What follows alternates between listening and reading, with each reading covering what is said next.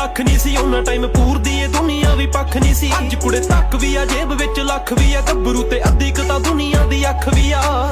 ਡਿੱਗ ਡਿੱਗ ਕੇ ਉੱਠਿਆ ਜਾਨੇ ਦਿਨੋਂ ਦਿਨ ਚੜ੍ਹਤ ਵਧੇ ਨੀ, ਗੱਭਰੂ ਦੀ ਮੜਕ ਵਧੇ ਨੀ। ਲੋਕ